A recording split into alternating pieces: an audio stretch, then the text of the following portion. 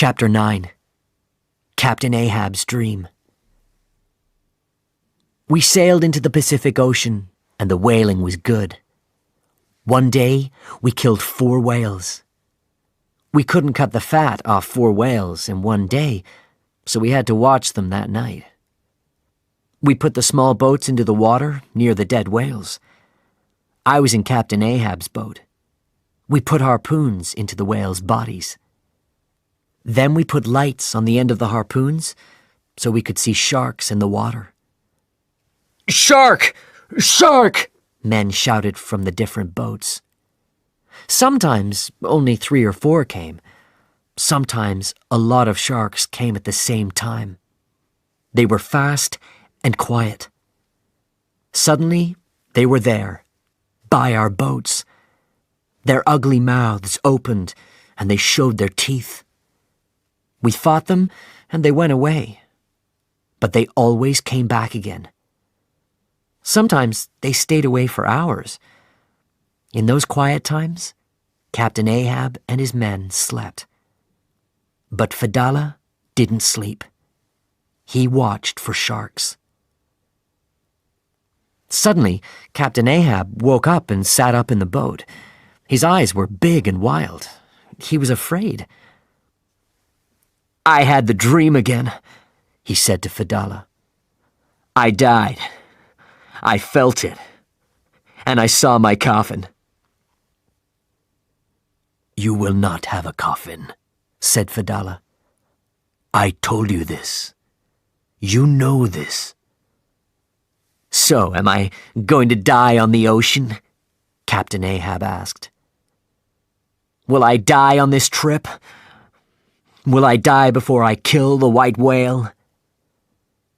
Fedallah's black eyes looked at Captain Ahab.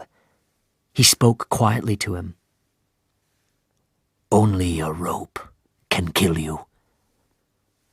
"A rope? But how? What do you mean?" Then I'll die when I go home. They'll put a rope around me and kill me there. Am I right?" Fedallah spoke again. "A rope will kill you. But I will go first. I will show you the way.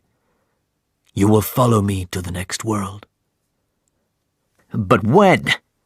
When will this happen, Fedallah? And where?" asked Captain Ahab. "I cannot say. I will die first, and you will follow me." I listened carefully to the 2 men.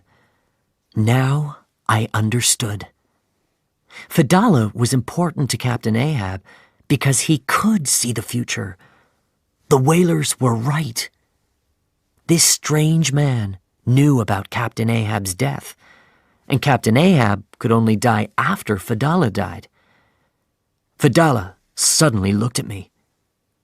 Could he understand my thoughts? I quickly closed my eyes.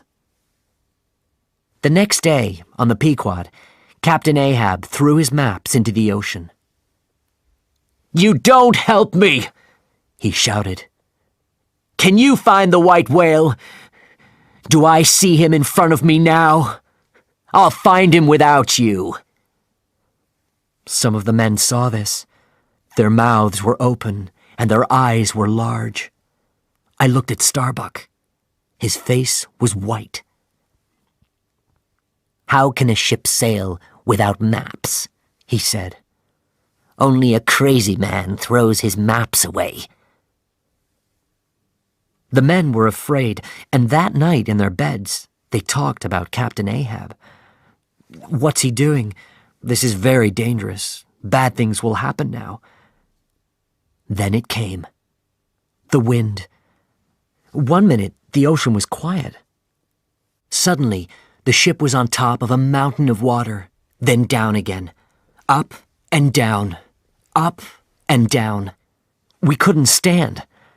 This wind took our sails down. Some of the sails hit our little whaling boats. We couldn't think. We couldn't move. Our ship danced on the wild ocean.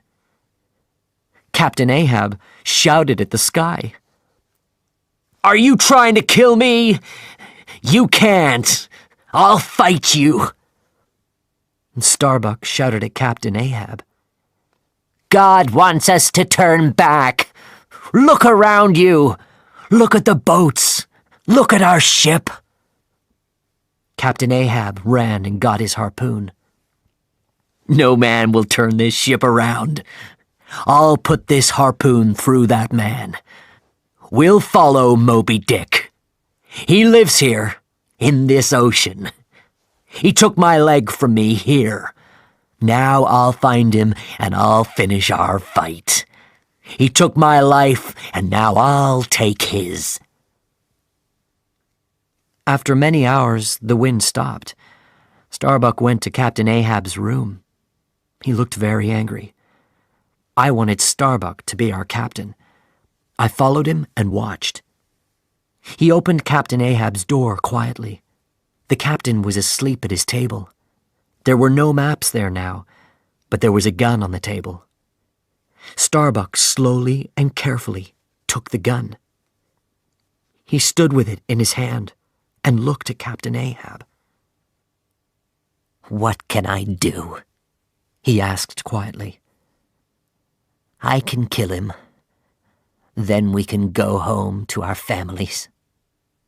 He stood for a minute before he spoke again. Or I can leave him. Then he'll kill everyone on this ship. We'll die a long, long way from home. I wanted Starbuck to kill Captain Ahab.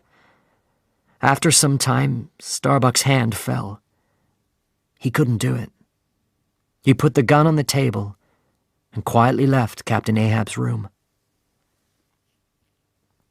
The next morning, we heard strange noises. What were they? Were they the sounds of animals or fish? Was it the wind? Were they the calls of dead sailors? It was Pip. He jumped up and down.